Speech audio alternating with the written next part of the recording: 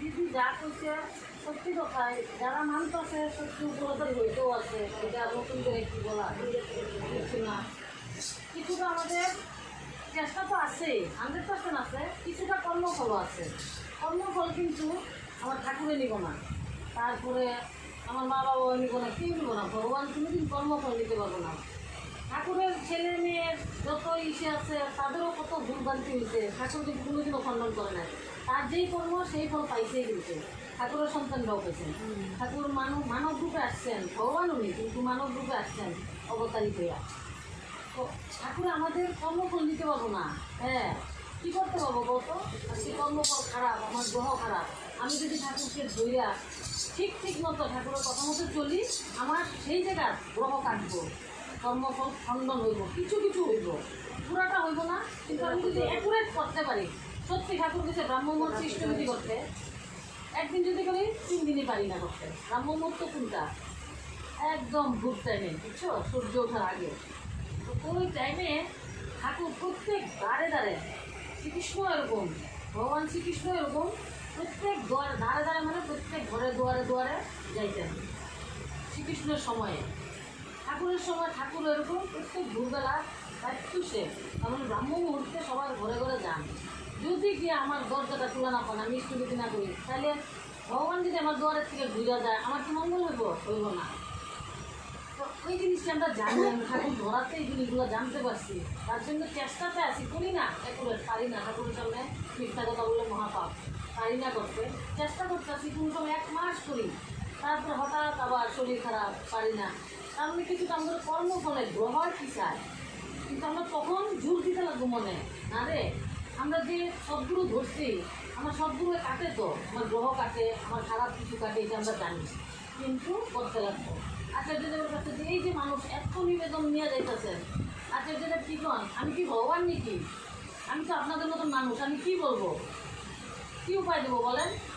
তো একটা লোক গেছে এরকম চিরজীবন খালি অসুস্থই থাকে, কিছুই ভালো লাগে না, গিয়ে নিবেদন করছে আজকে 3-4 দিনের ব্যাপার। হ্যাঁ, কথাটা তখন বলছেন যে আপনি তো কিছু রোগই নেই, আর আমি তো ডাক্তার না, আপনাকে ওষুধ দিব। হ্যাঁ, আমি একটা উপায় দিতে পারি, আসছেন আমার কাছে, আমি একটা উপায় দিতে পারি।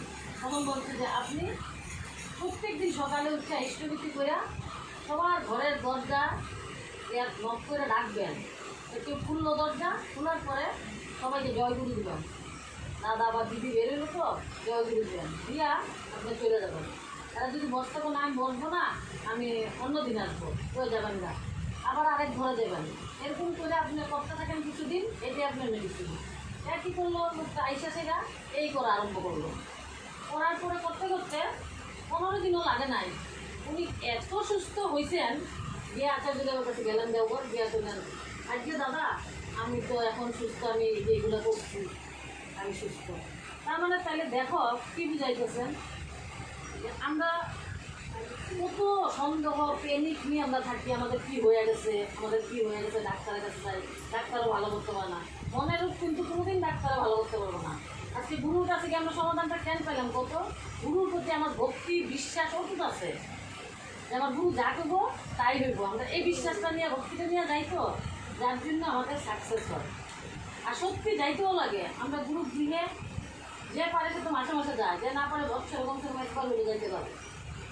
গেলে পরে তুমি কিছু জিগাও না জিগাও, ওনার সামনে বইসা কথা যে শুনবো, ওনার সঙ্গ করবা, এইটাই আমাদের অনেক অনেক গ্রহ কাটে।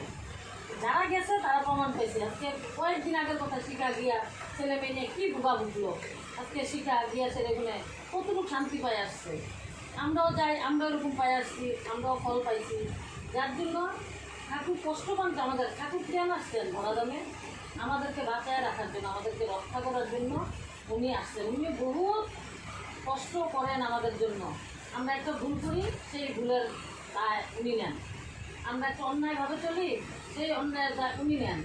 এই যে আমরা ঠাকুর, এই যে আচার্যদেব আমাদের জীবন তুমি বসায় দিলে, এই জন্য আমাদের 1 ঘন্টা কি 10 মিনিট এর বেশি আমাদের মাতৃ সম্মেলন সবসময় করতে লাগে না। উনি জীবন তো তুমি কষ্ট পানবে, এটা বুঝছো? উনি আজকে ওনার কাছে আমরা যাই, দিয়েছে যে প্রবলেমের কথা কই, উনি সমাধানের রাস্তা দেন। উনি আবার কোন আমি কি ভগবান নিচ্ছি, কিন্তু আমরা জানি ওনারা ভগবান। ঠাকুরের ব্লাড রক্তটা ওনার শরীরে আছে। ঠাকুর 10,000 বছরের জন্য আসছেন, পরম্পরা এরকম আচার্য, তারপরে